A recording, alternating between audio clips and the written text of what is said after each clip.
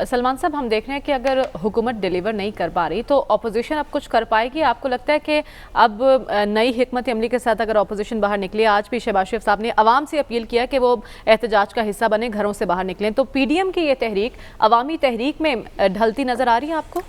دیکھیں، یہ جو کچھ پاکستان میں ہو رہا ہے یہ کوئی پرائم منسٹر صاحب کے سیاسی ساتھیوں یا سیاسی حکمت عملی کی وجہ سے نہیں ہو رہا۔ اچھا، یہ سب کچھ معاشی حکمت عملی کی وجہ سے ہو رہا ہے۔ اور معاشی حکمت عملی چلا کون رہا ہے آپ کی معیشت؟ آئی ایم ایف کی ٹیم۔ اور آئی ایم ایف کی ٹیم کے اس وقت جو سربراہ ہیں وہ کون ہے؟ اسٹیٹ بینک کے گورنر کون ہیں؟ ڈپٹی گورنر کون ہیں؟ دیکھیں، وہ پاکستان کے عوام کو دیکھیں گے یا اپنے اس ادارے کے مفادات کو دیکھیں گے؟ کوئی ایک دن ایسا نہیں جا رہا۔ دیکھیں، میں ماضی کے اندر ہفتوں کی بات کرتا رہا کہ اشیاء ضروریات کی قیمتوں میں ہفتوں کے اندر اضافہ ہوتا ہے۔ اب تو پاکستان کے اندر کوئی ان کا مانیٹرنگ سسٹم ہی ایسا موجود نہیں ہے۔ اور جہاں تک آپ نے کہا کہ اپوزیشن کی حکمت عملی، دیکھیں ماضی کے 3 سال میں نہیں سمجھتا کہ اگر حکومتی پالیسیوں کی وجہ سے لوگوں کے اندر ایک رد عمل تھا تو اپوزیشن جماعتیں لوگوں کے مسائل زدہ، مہنگائی زدہ لوگوں کی آواز نہیں تھی بنی۔ اب بن پائے گی؟ اب تو دیکھیں نا، ایک ہی دن کے اندر، یہ ایک ہفتہ پہلے ایک ہی دن کے اندر آپ پٹرولیم کی قیمتوں میں 10 روپے کا اضافہ، بجلی کی قیمتوں میں ایک مہینے میں 3 دفعہ اضافہ، اشیاء ضروریات کی قیمتوں میں اضافہ۔ اور یہ جو پٹرولیم کی قیمتوں میں اضافہ ہے یہ ختم نہیں ہو گیا۔ یہ جو آپ کے آئی ایم ایف کے ساتھ مذاکرات چل رہے ہیں ان کو تو ہم نے خوش کر دیا، لیکن وہ نہیں مان رہے آپ کی بات۔ یہاں تو آپ نے چھری چلا دی، اپنی گردن پیش کر دی آئی ایم ایف کی ٹیم نے کہ یہ لیں جناب، یہ پاکستانی عوام کی گردن ہے، اس پہ چھری چلائیں۔ وہاں رکے کیوں ہوئے ہیں؟ اصل بات یہ ہے کہ کس وجہ سے؟ اس لیے کہ آپ کے روپے کی بے قدری کی جا رہی ہے۔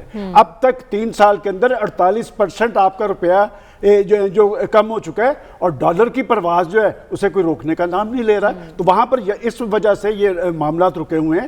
جہاں تک آپ نے اپوزیشن کی بات کی، پیپلز پارٹی نے بھی مظاہرے شروع کر دیے ہیں، جماعت اسلامی بھی میدان میں آ گئی ہے، پی ڈی ایم بھی۔ اور جب اس طرح کی موو بنتی ہے نا، دیکھیں یہ موو یکدم لوگ باہر نہیں نکلتے۔ میں سمجھتا ہوں کہ ایک پاکستان کی پولیٹیکل پارٹیز کے کورٹ میں یہ گیند ہے کہ وہ کس حد تک سنجیدہ ہے اپنے احتجاج کے حوالے سے، چونکہ رد عمل اتنا شدید ہے کہ اگر یہ پولیٹیکل پارٹیز اس سارے معاملے کو کنٹرول کر کے کوئی منظم انداز کے اندر احتجاج قانون کے دائرے کے اندر نہیں رکھتی، تو پھر جو مسائل زدہ لوگ ہیں، جو میں ہمیشہ کہا کرتا ہوں کہ جو لوگ ہیں وہ اپنی بھوک برداشت کر لیتے ہیں، وہ اپنے بچوں کو بلکتا نہیں دیکھتے۔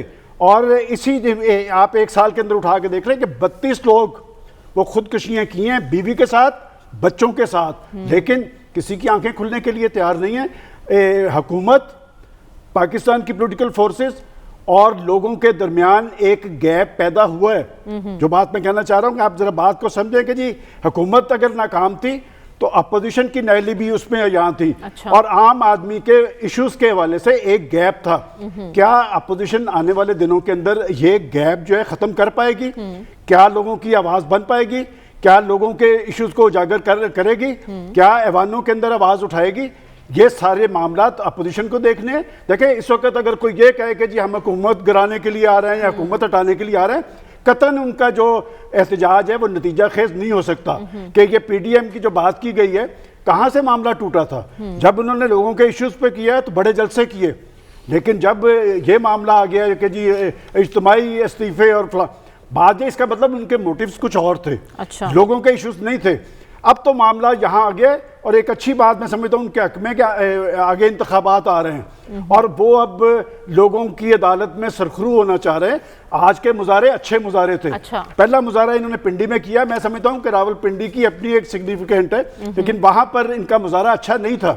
لیکن آج کے مظاہرے ہوئے ہیں، اور یہ مظاہروں کا سلسلہ قانون کے دائرے کے اندر رہے گا، پولیٹیکل پارٹیز لوگوں کی آواز بنتی ہیں، تو یہ ڈیموکریسی میں ہوتا ہے۔ اور دنیا کے جمہوری معاشروں کے اندر اپوزیشن متبادل حکومت ہوتی ہے۔ حکومت کو وہ جو ہمارے شیخ رشید صاحب ہیں، میں ابھی دیکھ رہا تھا ایک کلپ کہ وہ ماضی کے اندر بالکل تاریخ اسی طرح دہرائی جا رہی ہے کہ ایک چیز رہ گئی تھی، وہ میں نے کلپ دیکھا تو وہ ماضی کی حکومت میں جب یہ ٹی ایل پی والوں نے کیا تو وہ کہہ رہے تھے نکلو باہر، جلا دو، اچھا۔ اور تحریک لبیک یا رسول اللہ کی تحریک جو ہے کامیاب ہوگی۔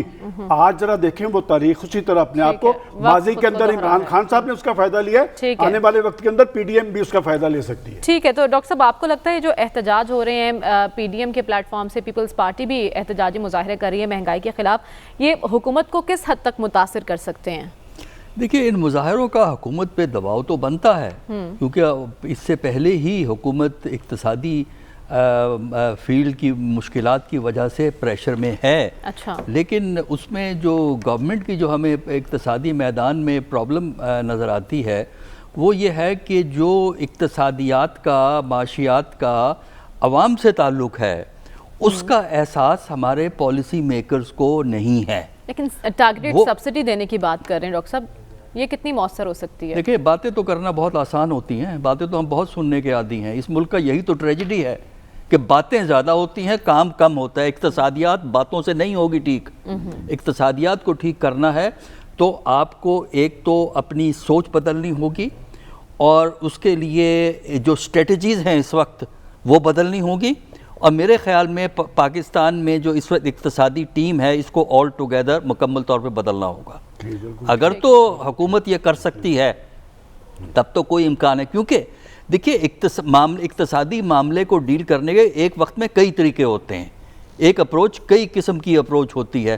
اس میں یہ ہے کہ آپ کی سوچ کیا ہے، آپ کی بیک گراؤنڈ کیا ہے، آپ کا ذہن کس طرح کام کرتا ہے، اور وہ چیزیں آپ کو جو ذہن آپ کا جو شیپ ہوتا ہے، جو آپ ترجیحات کی جو بات کرتے ہیں، وہ آپ کی اورینٹیشن ہوتی ہے، وہ آپ نے جو پیچھے لرن کیا ہوتا ہے، یا اس کو انفلوئنس کرتا ہے جو آپ نے مستقبل میں حاصل کرنا ہے۔ لہٰذا اگر آپ کی ٹیم اقتصادیات کو وہ لوگ کنٹرول کریں گے جن کا ماضی ملک سے باہر ہے اور جن کا مستقبل بھی ملک سے باہر ہوگا، تو ان کی ترجیحات وہ نہیں ہوں گی جو ایک سڑک پہ چلتے ہوئے آدمی کی ضرورت ہے، ان کی ترجیحات وہ ہوں گی جو عالمی سطح پر ان کی بات کو ایکسیپٹ کریں اور ان کے لیے مستقبل آئندہ کا سیکیور کریں انٹرنیشنل لیول پہ۔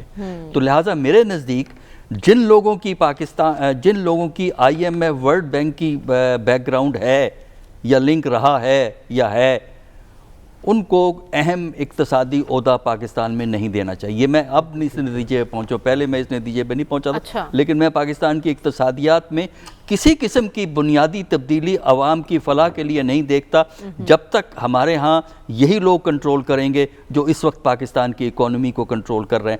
آپ کی اکانومی کو آپ نے عوام کی فلاح کے لیے حکومت کو ڈائریکٹلی اکنامک فیلڈ میں انٹروین کرنا پڑے گا، دخل اندازی کرنی پڑے گی، اور اس وقت جو ہماری ٹیم ہے وہ دخل اندازی نہیں کرے۔ آپ کا روپیہ جا رہا ہے نیچے کی طرف، پچھلے دنوں خبر آئی تھی کہ اسٹیٹ بینک نے کچھ ڈالر ریلیز کیا ہے۔ اس سٹیج پہ سوال یہ ہے کہ کیا اسٹیٹ بینک کو انٹروین کرنا چاہیے پیسے کو بچانے کے لیے، یعنی ڈالر کو فلوٹ کر کے؟ لیکن اسٹیٹ بینک کے گورنر تو کہہ رہے ہیں کہ اگر ڈالر اوپر جا رہا ہے، روپیہ نیچے آ رہا ہے، تو اوورسیز پاکستانیوں کے خاندانوں کو فائدہ ہو رہا ہے۔ جی یہ اس کی وجہ پتہ کیا ہے؟ انہوں نے بات یہ کہی ہے کیونکہ ان کا ماضی بھی ملک سے باہر ہے اور ابھی وہ نوجوان ہیں، ینگ ہیں، لہٰذا ان کا کیریئر پاکستان میں تو ہو نہیں سکتا۔ اسٹیٹ بینک سے بڑی عہدہ اور کیا ہے پاکستان میں، اتنا آٹونومس ہوتا ہے، ان کا کیریئر ملک سے ان کا مستقبل ملک سے باہر ہے، اسی لیے انہوں نے ملک کے باہر سوچ رہے ہیں۔ جن لوگوں کی انہوں نے بات کی ہے نا، وہ ہیں پاکستان کے 1% یا 2% پاپولیشن۔ باقی جو لوگ تباہی پھر رہی ہے جن لوگوں کی، ان کا انہیں فکر نہیں ہے۔ آپ کی جو باہر سے امپورٹ ہو کے چیزیں آتی ہیں، جو کہ بہت آتی ہیں پاکستان میں، اس سے ہر چیز کی قیمت بڑھتی ہے، اور پھر یہ کہ ان کی فیملی کو زیادہ پیسہ ملتا ہے، یہی وہ کہہ رہے ہیں نا، لیکن جب ان کی فیملی باہر خریدنے کو جاتی ہے چیزیں تو اس کا کیا حشر ہوتا ہے؟ وہ فائدہ زیرو ہو جاتا ہے۔ لہٰذا اقتصادیات کو اگر آپ نے ڈیل کرنا ہے تو اقتصادیات کے طریقے، آخری فائنل پوائنٹ جہاں تک اپوزیشن کا تعلق ہے، وہ ٹھیک ہے، بالکل انہوں نے صحیح اپروچ اڈاپٹ کی ہے۔ دیکھیے اس وقت دو چیزیں ایسی ہوئی بھی ہیں جس کی وجہ سے گورنمنٹ پہ دباؤ ہے اور دباؤ اپوزیشن ڈال رہی ہے، ہمیں نہیں پتا کہ یہ کامیاب ہوگی۔ نمبر 1 پرائس ہائک، جس سے عام آدمی بہت تنگ ہے، عام آدمی کو بہت تکلیف ہے، مہنگائی ہے۔ دوسرا، ہمارا تجربہ یہ بتاتا ہے، پاکستان کی سیاست 1988 سے ہمیں یہ بتاتی ہے کہ جب حکومت اور اسٹیبلشمنٹ کے تعلقات میں کچھ رکھنا پڑ جائے تو اپوزیشن ہمیشہ ایکٹیو ہوتی ہے، ٹھیک۔ اور یہ وہ سٹیج ہے ٹھیک ہے۔ جب اپوزیشن سمجھتی ہے، چاہے وہ مذہبی جماعت ہے چاہے وہ دوسری جماعتیں ہیں، وہ یہ سمجھتے ہیں کہ اقتصادی طور پہ پاکستان کی عوام تنگ ہیں اور کچھ اور بھی تنگ ہیں، لہٰذا ہمارے لیے موقع ہے۔